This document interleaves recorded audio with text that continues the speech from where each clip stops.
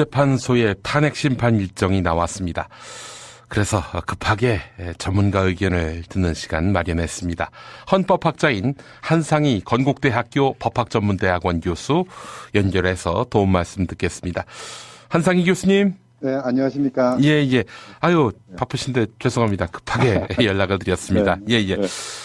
헌법재판소가 최종 변론을 오는 24일에 열기로 했습니다. 박근혜 탄핵 최종 변론인데 최종 변론의 개념이 무엇인지 모르는 분들께 소상히 좀 설명해 주시겠습니까? 대체로 이제 재판이나 심판 같은 경우에는 사실관계를 먼저 조사를 하고 그 이제 조사 결과 사실이 확정이 되면은 거기에 따라서 어떤 법을 어떻게 적용할 것인가 논의를 하거든요. 예.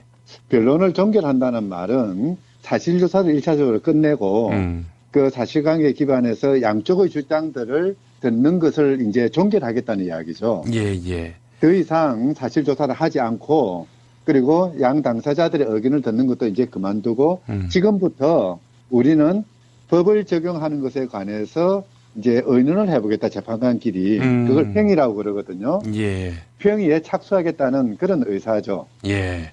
자, 그렇다면은 이제 평의를 한다는 얘기인데 평의부터 최종 심판 결과 발표까지 어떤 프로세스가 있습니까?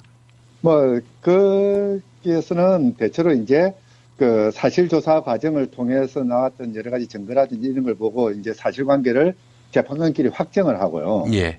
무엇이 진실이고 무엇이 진실이 아닌 것인지를 가리고 그 부분에 대해서 의견을 조정하고 더 나아가서 이제 여기에 어떤 법을 적용해야 되는 것인지 그리고 최종적으로는 어떤 결정을 해야 될 것인지 뭐 이런 것들을 서로 토론하고 의견이 합치되면은 이제 합의를 바탕으로 해서 결정으로 나가는 그런 과정을 거치게 되겠죠. 그렇군요.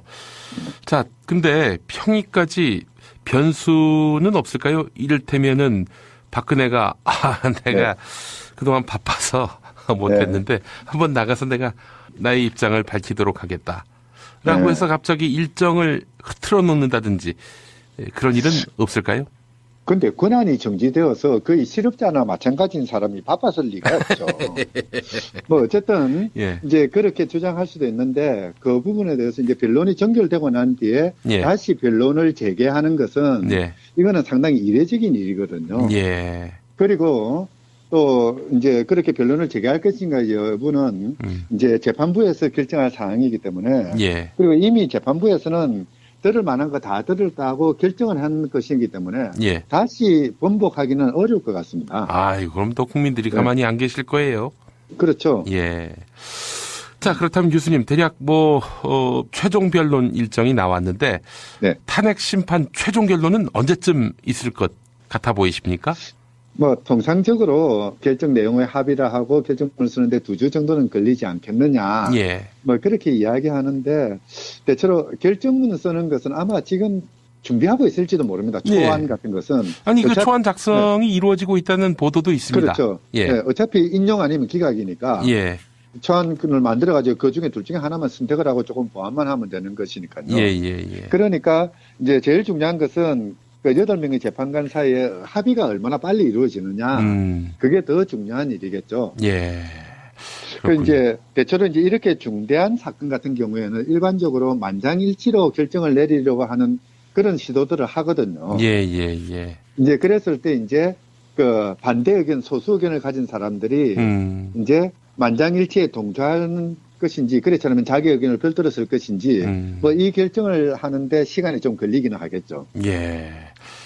자, 조국 교수님 그 페이스북 보니까 7대1 또는 6대2 이렇게 보시더군요. 교수님은 어떻게 그동안 재판 추이를 모니터 하셨을 텐데 결론을 어떻게 짐작해 보신 적은 없으십니까? 오늘 이정미 재판장이 한 이야기가 의미심장한데요. 이제 피청구인 쪽에서 시간을 더 달라 그러니까 이미 충분한 시간을 들였다. 특별히 새로운 것이 툭 튀어나올 것은 없다라고 말했다 하거든요. 이거는 뭐냐면은 그동안 검찰의 공소장 내용이라든지 또는 세월호 7시간이라든지 이런 데를 통해서 알려진 내용이 뒤집히지 않았다는 이야기인 것 같아요. 결국 그렇게 본다면은 탄핵 인용은 충분할 것 같습니다. 사실관계 조차도 탄핵을 뒷받침하는 그런 것으로 정해질 것 같고요. 예. 다만 이제 문제는 이제 이 법리를 어떻게 구성을 하고 또 이제 합의를 어떻게 만들어내는가 이제 그 시간이 필요할 것 같고요. 예. 뭐 결과에 대해서는 특별히 염려할 건 없는 것 같은데 단 이제 7대1 또는 뭐 6대2로 나오는 그런 결정보다는 저는 뭐 만장일치가 더 좋다고 생각을 하고요. 예. 왜냐하면은 워낙 중대한 국가적인 사건이기 때문에 향후 그 국론 분열을 막기 위해서라도 뭔가 좀 일치된 의견을 내는 것이 좋다고 생각을 하거든요. 그 이제 재판부에서 그런 부분에 조금 신경 썼으면 좋겠다는 생각이 듭니다. 아, 예. 네. 자, 교수님, 네. 얼마 전에 탄핵 심판 결과에 대해서 승복하겠다던 정치권에 대해서 질타하셨는데 왜 그런 입장을 밝히셨습니까? 탄핵 심판의 경우에는 물론 헌법재판소가 판단을 하니까 뭐 사법 판단이라고 이야기를 할 수가 있겠습니다만은 예. 기본적인 본질은 정치 판단이거든요. 그리고 더더군다나 이번 사건 같은 경우에는 국회가 234명의 그 국회의원들의 찬성으로 탄핵 소추했습니다. 이미 정치적으로는 탄핵이 결정이 된 것이죠. 예. 그리고 그 이면에는 연인은 1,000만이 넘는 국민들이 그 탄핵 그 소추를 그 추동해낸 것이거든요. 예. 이런 상황에서 그러니까 탄핵 여부에 관한 결정을 뭐 결과에 승복하겠다는 것은 다른 말로 하자면은 불과 8명밖에 되지 않는 그런 재판관들에게 이 국민적인 사안에 대한 결정을 다 맡기겠다는 그런 말의 다름이 아니죠. 어떻게 보면은 국민 주권의 원리를 정면에서 부정하거나 또는 그것을 폄하하는 그런 발언이라 하지 않을 수가 없습니다. 예.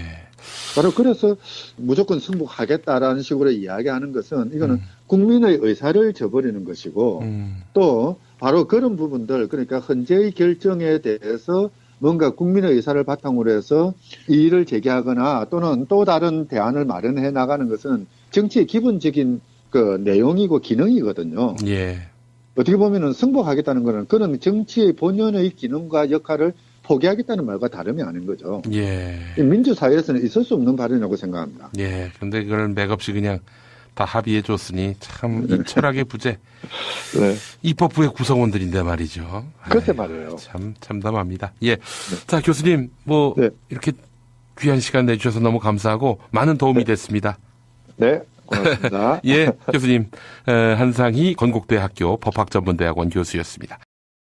탄핵을 뒷받침하는 그런 것으로 정해질 것 같고요. 예. 다만 이제 문제는 이제 이 법리를 어떻게 구성을 하고 또 이제 합의를 어떻게 만들어내는가 이제 그 시간이 필요할 것 같고요. 예. 뭐 결과에 대해서는 특별히 염려할 건 없는 것 같은데 단 이제 7대1 또는 뭐 6대2로 나오는 그런 결정보다는 저는 뭐 만장일치가 더 좋다고 생각을 하고요. 예. 왜냐하면은 워낙 중대한 국가적인 사건이기 때문에 향후 그 국론 분열을 막기 위해서라도 뭔가 좀 일치된 의견을 내는 것이 좋다고 생각을 하거든요. 그 이제 재판부에서 그런 부분에 조금 신경을 썼으면 좋겠다는 생각이 듭니다. 아, 예. 네. 자, 교수님, 네. 얼마 전에 탄핵 심판 결과에 대해서 승복하겠다던 정치권에 대해서 질타하셨는데 왜 그런 입장을 밝히셨습니까? 탄핵 심판의 경우에는 물론 헌법재판소가 판단을 하니까 뭐 사법 판단이라고 이야기를 할 수가 있겠습니다만은 기본적인 본질은 정치 판단이거든요. 그리고 더더군다나 이번 사건 같은 경우에는 국회가 234명의 그 국회의원들의 찬성으로 탄핵 소추했습니다. 이미 정치적으로는 중대한 사건 같은 경우에는 일반적으로 만장일치로 결정을 내리려고 하는 그런 시도들을 하거든요. 예. 이제 그랬을 때 이제 그 반대 의견, 소수 의견을 가진 사람들이 이제 만장일치에 동조하는 것인지 그렇지 않으면 자기 의견을 별도로 쓸 것인지 뭐 이 결정을 하는데 시간이 좀 걸리기는 하겠죠. 예. 자, 조국 교수님 그 페이스북 보니까 7대1 또는 6대2 이렇게 보시더군요. 네. 교수님은 어떻게 그동안 뭐 재판 추이를 모니터 하셨을 텐데 뭐 결론을 어떻게 짐작해 보신 적은 없으십니까? 오늘 그 이정미 재판장이 한 이야기가 의미심장한데요. 예. 이제 피청구인 쪽에서 시간을 더 달라 그러니까 이미 충분한 시간을 들였다. 특별히 새로운 것이 툭 튀어나올 것은 없다라고 말했다 하거든요. 예. 이거는 뭐냐면은 그동안 그 검찰의 공소장 내용이라든지 또는 세월호 7시간이라든지 예. 이런 데를 통해서 알려진 내용이 뒤집히지 않았다는 이야기인 것 같아요. 결국 그렇게 본다면은 탄핵 인용은 충분할 것 같습니다. 사실관계조차도 하겠다는 그런 의사죠. 예. 자, 그렇다면은 이제 평의를 한다는 얘기인데 평의부터 최종 심판 결과 발표까지 어떤 프로세스가 있습니까? 거기에서는 대체로 이제 그 사실조사 과정을 통해서 나왔던 여러 가지 증거라든지 이런 걸 보고 이제 사실관계를 재판관끼리 확정을 하고요. 예. 무엇이 진실이고 무엇이 진실이 아닌 것인지를 가리고 그 부분에 대해서 의견을 조정하고 더 나아가서 이제 여기에 어떤 법을 적용해야 되는 것인지 그리고 최종적으로는 어떤 결정을 해야 될 것인지 이런 것들을 서로 토론하고 의견이 합치되면은 이제 합의를 바탕으로 해서 결정으로 나가는 그런 과정을 거치게 되겠죠. 그렇군요. 자, 근데 평의까지 변수는 없을까요? 이를테면은 박근혜가 내가 그동안 바빠서 못했는데 한번 나가서 내가 나의 입장을 밝히도록 하겠다라고 해서 갑자기 일정을 흐트러 놓는다든지 그런 일은 없을까요?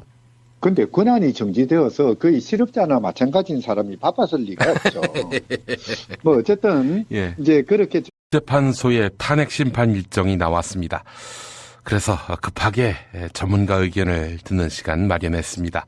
헌법학자인 한상희 건국대학교 법학전문대학원 교수 연결해서 도움 말씀 듣겠습니다. 한상희 교수님. 네, 안녕하십니까. 예. 아유, 바쁘신데 죄송합니다. 급하게 연락을 드렸습니다. 헌법재판소가 최종 변론을 오는 24일에 열기로 했습니다. 박근혜 탄핵 최종 변론인데 최종 변론의 개념이 무엇인지 모르는 분들께 소상히 좀 설명해 주시겠습니까? 대체로 이제 재판이나 심판 같은 경우에는 사실관계를 먼저 조사를 하고 그 이제 조사 결과 사실이 확정이 되면은 거기에 따라서 어떤 법을 어떻게 적용할 것인가 논의를 하거든요. 변론을 종결한다는 말은 사실조사를 1차적으로 끝내고 그 사실관계에 기반해서 양쪽의 주장들을 듣는 것을 이제 종결하겠다는 이야기죠. 더 이상 사실조사를 하지 않고 그리고 양 당사자들의 의견을 듣는 것도 이제 그만두고 지금부터 우리는 법을 적용하는 것에 관해서 이제 의논을 해보겠다, 재판관끼리. 그걸 평의라고 그러거든요. 평의에 착수하게 주장할 수도 있는데 그 부분에 대해서 이제 변론이 종결되고 난 뒤에 다시 변론을 재개하는 것은 이거는 상당히 이례적인 일이거든요.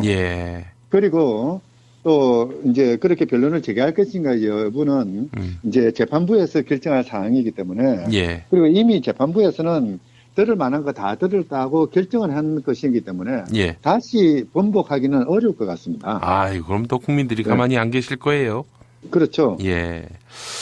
자, 그렇다면 교수님 대략 최종 변론 일정이 나왔는데 탄핵 심판 최종 결론은 언제쯤 있을 것 같아 보이십니까?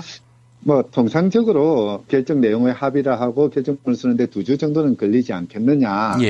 그렇게 이야기하는데 대체로 결정문을 쓰는 것은 아마 지금 준비하고 있을지도 모릅니다. 초안 같은 것은. 그 초안 작성이 이루어지고 있다는 보도도 있습니다. 그렇죠. 어차피 인용 아니면 기각이니까. 초안을 만들어가지고 그 중에 둘 중에 하나만 선택을 하고 조금 보완만 하면 되는 것이니까요. 그러니까 이제 제일 중요한 것은 그 8명의 재판관 사이에 합의가 얼마나 빨리 이루어지느냐. 그게 더 중요한 일이겠죠. 예. 그 이제 대체로 이제 이렇게